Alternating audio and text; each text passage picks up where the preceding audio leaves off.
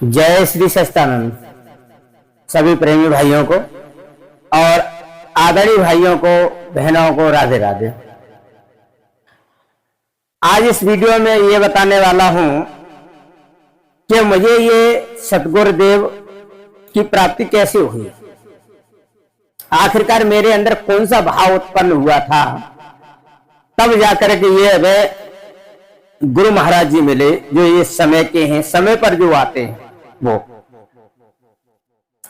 बने रहिए इस वीडियो में, इस वीडियो को पूरा देखना। और अगर हमारे इस चैनल पर नए हैं, आपने चैनल को सब्सक्राइब नहीं किया है तो चैनल को सब्सक्राइब कर लें, और आपने अगर कर रखा है तो उनके लिए धन्यवाद। आइए उसी पर बात करते हैं। ये गुरु महाराज जी मुझे कब और किस तरीका से मिले, मेरे अंदर कौन सी फीलिंग आई थी, वो आज मैं बताने जा रहा हूं। पूरी वीडियो को देखना। प्रेरणादायक मेरी खुद की बीता हुआ कल है। तो मैं आज से पहले मुझे ये भाव था कि श्रीमद् भागवत जब मैं सुनता था किसी शास्त्री के मुखारबिंद से, उनसे, तो पहले तो मैं उनको ये देखता था कि कथा कह रहे तो उस तरीका से मैं भी कथा कहूं। तो ये भाव को देखते हुए मैंने क्या किया, श्रीमद् यानी सुख सागर मैंने ली। सुख सागर जो होती है पुराण है एक, वो मैंने ली, उसका मैंने अध्ययन शुरू कर दिया। जब मैंने उसका अध्ययन शुरू किया तो भाव में मेरे अंदर क्या था कि मैं पहले से अध्ययन कर लूं। मैं उसको पढ़ना चालू कर दिया। मैं कहीं काम करता था, तो ये सन 2005-06 की बात है। तो जब मैं पढ़ना चालू कर दिया तो उसको पढ़ते पढ़ते क्या हुआ कि उसमें ज्ञान वैराग्य की कथा शुरुआत में आती है। ज्ञान वैराग्य की कथा ये थी, उसमें सभी जानते हैं, मैं टॉपिक बताऊंगा कि यानी ज्ञान वैराग्य थे तो वो बूढ़े हो चुके हैं, और जो भक्ति है वो जवान हो चुकी है। तो यानी देवर्षि नारद ने 4 श्लोकों में कथा सुनाई थी, किनको? ज्ञान और वैराग्य को। और ज्ञान वैराग्य बूढ़ी अवस्था से चल करके यानी तरल हो जाते हैं, और जो यानी भक्ति है वो जवान हो गई थी, वो बूढ़ी हो जाती है। तो जब ये 4 श्लोक, जब इतना ही लिखा था, 4 श्लोक कथा सुनाई, लेकिन मेरे दिमाग में ये बात खटक गई कि 4 श्लोक आखिरकार है कौन से। मैंने चलो कोई नहीं, 4 श्लोक यहाँ की संकेत तो मिला है, लेकिन हो सकता है आगे चल के लिखे होंगे। लेकिन हुआ क्या, मैंने उसमें पढ़ते पढ़ते अनेकों कथाएं पढ़ी, अनेकों लीलाएं प्रभु की थी उसमें। मैंने उसको पढ़ा, और पढ़ने के बाद हुआ ऐसा कि लेकिन मुझे ये 4 श्लोक उसमें आधे तक पहुंच गया था, लेकिन 4 श्लोक मुझे ये कहीं नहीं मिले। लेकिन एक जगह चैप्टर लिखा हुआ था कि चर्चा थी कि किसकी पूजा करने से क्या होता है। तो उसमें लिखा हुआ था कृष्ण भगवान एक भक्त को समझा रहे हैं, और भक्त कृष्ण भगवान से प्रसन्न भी कर रहा है। तो वो कह रहे हैं कि जो देवताओं की पूजा करता है वो देवताओं को प्राप्त होता है, अच्छे कर्म करता है उसे मतलब स्वर्ग प्राप्त होता है, और जब पुण्य जो प्राप्त होने वाला स्वर्ग प्राप्त होता है, पुण्य जब क्षीण हो जाते हैं फिर पुण्य से ही धराधाम पर आ जाता है।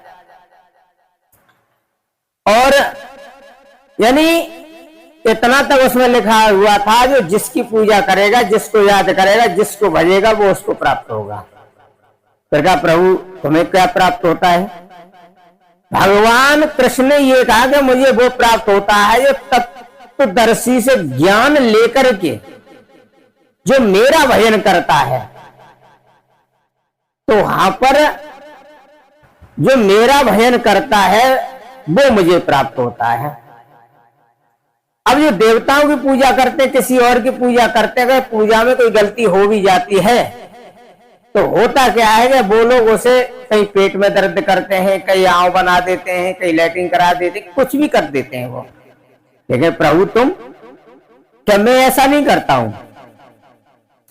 तो मुझ में उनमें क्या अंतर रहेगा? लेकिन मैं उसे समझाता हूं, बार बार गलती करता, बार बार समझाता हूं, लेकिन मैं उनको इस तरीके का दंड नहीं देता हूं, लेकिन उन्हें उतना भी परेशानी नहीं भुगतनी पड़े। जो मुझे तत्व से जानता है वो कष्ट में भी कभी दुखी नहीं होता। तो मेरा भी दिमाग वही पलटने लगा। इसका मतलब ये कि असली यही है, कृष्ण ही असली है। तो मैंने क्या किया, मैंने कृष्ण की पूजा करनी चालू कर दी। अब कृष्ण की पूजा करते करते भाव आ गया कि बस तुम ही सत्य हो, हम तुम्हारे सिवा में किसी को नहीं जानता। जब मेरा भाव ये बन गया तो परमपिता परमात्मा भी ये सोचने लगा है कि चलो अब इसको खींचने की जरूरत है। कहते ना जिसको ज्ञान ना हो, गुरु ना हो, ले भाव बना ले। अगर भाव बना लेता है ना तो उसे प्रभु अपनी तरफ खींच ही लेते हैं। फिर समय बीतता गया। जब मैं नौकरी कर रहा था दिल्ली में, दिल्ली के बाद में फिर मैं सन 2007 में यानी सिकंदराबाद जोखाबाद में रहता था। वही कंपनी थी, वही काम करता था। तो वहीं पर एक प्रेमी थे। पहले तो मैं नहीं जानता था प्रेमी कौन है, मैं सिर्फ इतना जानता था कि वो राशन की दुकान चलाते थे, यानी किराना की दुकान चलाते थे। तो मैं वहीं पर सौदा लेता था, सामान वहीं से लेता था। तो वहां सत्संग आपस में चर्चा करते थे। तो वहां पर नाम की चर्चा होती थी। और फिर हमने अपने श्री महाराज जी को तो मैंने कभी नाम भी नहीं सुना था पहले। देखो, और लोगों का नाम सुना था, लेकिन मुझे और लोगों से नफरत थी। इतनी नफरत थी मुझे सत्संग के नाम से, बहुत ज्यादा। अब मैं कैसे नफरत थी आप खुद ही समझ लीजिए। तो वहां पर चर्चा होती थी आपस में, तो हम भी सुन लेते थे थोड़ा, लेकिन समझ में कुछ नहीं आता था। एक दिन वो भाई साहब आपस में बात कर रहे थे कि देखो कितनी बढ़िया बात कही है कि क्या कि लिखा हुआ है, कोटि नाम संसार में ताते मुक्ति न होए, आदि नाम गुप्त जप बूझे बिरला कोई। तो इतना सुन लिया फिर भी मेरी समझ में नहीं आया। फिर उन्होंने खंडन किया इसका कि अनेकों नाम, कोट माने अनेकों नाम संसार में हैं, लेकिन इनसे मुक्ति नहीं हो सकती। मुक्ति होगी तो सिर्फ कैसे, आदि नाम गुप्त। जब आदि कहा बताया उन्होंने कि सृष्टि से वो पहले था और आज भी आगे भी रहेगा, उसे कहते हैं आदि। आदि नाम गुप्त, जब वो यानी गुप्त हो जाता है, गुप्त जप है। गुप्त इसी के सामने जो ज्ञानी है वो तो जानता ही है, वो गुप्त है, उसे सिर्फ गुरु महाराज जी बताते हैं। और गुप्त कहां पर है, अपने शरीर के अंदर है। हम ये बात सुनते रहे भैया, हमने कहा उनसे टोक दिया। हमने कह रहे आप कोट नाम यानी अनेकों नाम इनसे नहीं हो पाई, तो भैया ये क्या सब लोग वैसे ही इधर उधर भाग रहे हैं? उन्होंने कहा हाँ वैसे ही भाग रहे हैं। उन्हें कागल यार पागल बना रहे हो तो मुझे है? तो भैया हम पागल नहीं बना रहे, तो पागल दुनिया है। अच्छा हम माने कैसे कि कोट नाम यानी अनेकों नाम जे, और कोट नाम जो असली नाम है वो कैसे, हम कैसे माने इसको? उन्होंने कहा आपको अगर मानना चाहोगे, मानना नहीं है सिर्फ जानना है।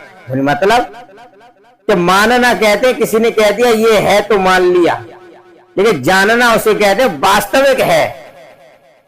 हम फिर भी चलो ठीक है। फिर उन्होंने दूसरी बात और कही कि तंत्र मंत्र सब झूठ है, मत भ्रमो संसार, और सार शब्द जाने बिना कोई न उतरे पार।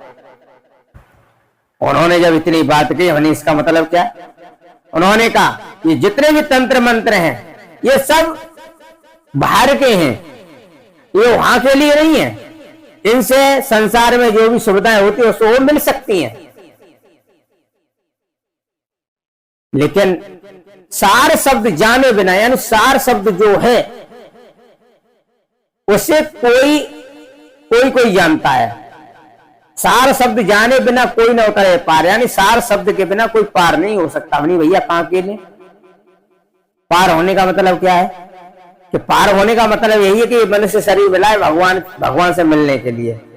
मैंने कहा भैया कैसे पागल बना रहे हो तुम, भगवान कहीं मिलते हैं?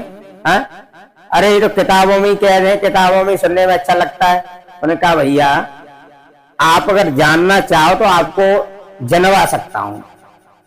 मैंने कि भैया परमात्मा अगर मिल जाए तो वैसे बड़ी क्या बात है, कैसे मिलेंगे भैया। तो उन्होंने बताया कि प्रत्येक संडे को, रविवार को सिकंदराबाद में आश्रम पर सत्संग होता है, तो हमारे साथ चला करना। वो हर संडे जाते थे। मेरी ठीक है भैया, अगर जो असली नाम है वो मिल जाएगा तो मैं चलूंगा। ये बात मेरे गूंज गई, दोपहर को थी, पूरे दिन गूंजी तेरी, शाम को बात दिमाग में दौड़ते दौड़ते मुझे नींद आ गई। अब ये मुझे नींद जब आई तो हुआ क्या, इन्हीं गुरु महाराज जी ने, श्री सतपाल जी, परम पूज्य श्री सतपाल जी महाराज जी ने मुझे दर्शन दिया। लेकिन मैंने इनको कभी देखा तो था ही नहीं, मैंने अनदेखा कर दिया।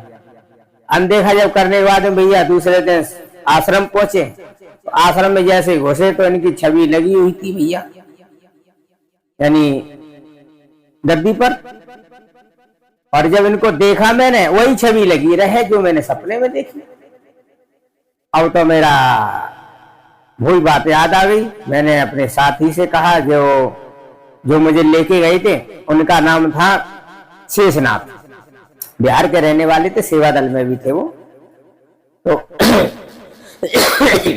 वहां पर जब पहुंचे तो मैंने उनको ये बात बताई, तो उन्होंने कहा ये बात खोलने की जरूरत नहीं है, तुम्हें अपने अंदर ही रखो। तो जब वहां पर मैं पहुंचा तो मेरी महात्मा जी से जल्दी ही मुलाकात हो गई, और महात्मा जी के पहले ले जाते थे मुझे, तो महात्मा जी ने उनको बोल दिया हुआ अकेले। बाद में मुझे पता चला कि तुम ऐसे सेवा कराया, मेरे बारे में बताया जैसे सेवा करवाया करो। तो शेषनाथ जी पहले निकलते, मुझसे लेकर चलते थे, तो वहां पर वो सेवा करने लगते थे, कभी झाड़ू लगाते थे, कहीं कुछ करते थे। तो उनके मुझसे भी कहते थे कि चलो थोड़ा सा अगर तुम्हारी इच्छा हो तो करवा दो। तो उनके देखा तो मैं भी करवाने लगा। तो पहले तो मैं ऐसा, मुझे अच्छा नहीं लगता था, फिर मैं करवाने लग गया। तो फिर मुझे भी अच्छा लगने लगा कि चलो, मुझे समझाते थे सेवा का भाव क्या होता है, सत्संग भी सुनाया जाता था। तो ये चीज मैं करवाने लगा। करवाने के बाद में महात्मा जी से मेरी ऐसे ही मुलाकात, जब आगे जाएंगे तो वहां तो हो ही जाएगी। फिर महात्मा जी ने सत्संग सुनाते गए, एक एक बात हम समझते गए। तो महात्मा जी से हम सत्संग के बाद में थोड़ा हमारे क्या आते थे, तो कुछ प्रश्न भी करते थे, तो मुझे वो बताते थे, तो हमें तसल्ली आती थी उस चीज के लिए। तो वहां पर जब सेवा में करता रहा, शेषनाथ जी खुद भी करते थे, मुझे कराते थे, क्योंकि महात्मा जी ने मेरे पीछे होने से कह रखा था तुम्हें देख के ये करेगा। तो उन्हें देख के मैं करने लगा। तो मैंने उसको पूछा कि जी आप सेवा यही होती, कहाँ यही होती है? तो मैंने कहा ठीक है। तो सेवा में हम करते थे। यहाँ तक मैं आपको इस वीडियो में बताऊंगा नहीं, मुझे सेवा इतने से कठिन करवाई ताकि मुझे पक्का किया जाए। एक बार को तो मैंने अच्छा मैं ये करूंगा, लेकिन मुझे शेषनाथ जी बहुत समझ आते थे, महात्मा जी भी सत्संग में बोल देते थे, ऐसा लगता था मेरे ऊपर ही बोल रहे हैं। तो मैंने 3 महीना सत्संग सुना। 3 महीना सत्संग सुनने के बाद में फिर आगे बारी, तो महात्मा जी ने कह दिया आप उपदेश ले लेना। उन्हें कहां पर? कि मुरादनगर में सत्संग होगा, गुरु पूजा पर चलना। मैं गुरु पूजा पर शेषनाथ जी मुझे बुला के ले गए। तो मुझे वही उत्साह था कि वो सच्चा नाम अगर है क्या, मैं उसे जानना चाहता हूँ बस बड़ी। और जब मैं शाम को जब सत्संग पहली बार मैंने श्री महाराज जी के, यानी इनको मैंने देखा, इनका आवाज सुनी पहली बार, मैंने इनका तो नाम भी नहीं जानता था, जबकि इतने फेमस होते हुए मैं इनको जानता भी नहीं था। इनका नाम में और लोग थे उनको सबको जानता था, लेकिन मैं नफरत थी मैंने उन लोगों से। लेकिन बस पता नहीं श्री महाराज जी की कृपा हो, मैं इनकी तरफ आ गया। मैंने इनका शाम को सत्संग सुना तो मुझे बड़ा आनंद आया, बातों पर सुनने पर थोड़ा अच्छा लगा। सुबह को जब मैं उठा तो मुझे प्रेमी जी ने जल्दी जगा दिया, क्योंकि 6 बजे के करीब वहां लाइन लग गई थी। तो कहा कि जल्दी उठो और नहा धो करके भैया जो भी थी गुरु दक्षिणा लेकर के गए। और वहां पर जाकर के ऊपर उपदेश होता था, तो मुझे वो लाने में छोड़ करके चले आए। मैं चला गया वहां पर। तो जिस रूम में मैं गया था वहां मुझे उपदेश हुआ था, वहां पर आपको तो पता ही है कैसे होता है बताने की जरूरत नहीं है। वहां पर महात्मा अनंता जी थे, बाद में बताया कि अगर आपको कोई पूछे, उपदेश देने के बाद में बताया था कि किनसे उपदेश लिया, अपना परिचय दिया था। जो भी लोग बैठे थे, हम भी बैठे थे, तो उन्होंने बताया था महात्मा अनंता जी, उनका नाम महात्मा अनंता जी था। उनके द्वारा मुझे दीक्षा प्राप्त हुई और आज बहुत अच्छी तरीका से चल रहा है। लेकिन मैं क्या बताऊं, ऐसी गुजर रही है, सही गुजर रही है। और आगे की जो भी हमारे साथ में दास्तान हुई है, मैं आपको सब शेयर करता रहूंगा, ताकि इससे क्या होगा ना कि जो भी नए नए प्रेमी हैं उनको थोड़ी ताकत मिलेगी, और जब ताकत मिलेगी तो वो भी अपने जीवन में निराश हो जाते हैं ना, तो वो भी थोड़े आगे को बढ़ने लगेंगे। मैं इसलिए शेयर कर रहा हूं। तो बस गुरु महाराज जी की हमारी पर ऐसी कृपा बनी रहे। और इस वीडियो में इतना ही, जितना भी था इस तरीका से मुझे गुरु महाराज जी प्राप्त हुए। सभी को जय श्री सच्चिदानंद। और जो भी हमें सुन रहे हैं सभी को गुरु महाराज जी आशीर्वाद दें और सबका जीवन आगे बढ़ाएं। इसी के साथ साथ सभी को जय श्री सच्चिदानंद। अगर ये वीडियो पसंद आई हो तो लाइक करना, दोस्तों को शेयर करना। ऐसी नई नई वीडियो देखने के लिए चैनल को सब्सक्राइब करना, क्योंकि इस पर यानी संत महात्माओं की दरबार से जुड़े हुए सारी वीडियो आएंगी। और आगे चल करके भविष्य में जो गुरु महाराज जी की इच्छा होगी वो होगा। और मैं चाहता हूं कि मैं भी इस पर कैमरा लेकर के, अभी तो नहीं है मेरे पास, कैमरा लेकर के महाराज जी कृपा से, और मैं भी जाकर के वहां पर लगाऊंगा। मुझे आदेश भी मिला है कि आप कैमरा लगाओ जाकर, लेकिन कैमरा है ही नहीं, कभी लगाऊंगा कहाँ से। थोड़ी आर्थिक प्रॉब्लम हो रहा है मुझे, इसलिए थोड़ा अभी संकट में चल रहा हूं। मैं आपको शेयर करता रहूंगा और इस पर वीडियो आपको सत्संग की मिलती रहेंगी संत महात्माओं की। तो इस वीडियो में इतना ही। जय श्री सच्चिदानंद।